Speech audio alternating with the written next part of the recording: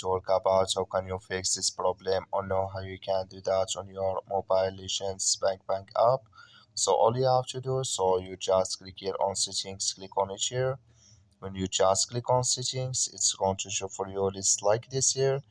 Then you go down, just keep going down, click here on apps, come to apps list here. In there you're looking for mobile legends bank app, or just click on search. Then here add mobile legends bank app is going to show for you like this. Click on it.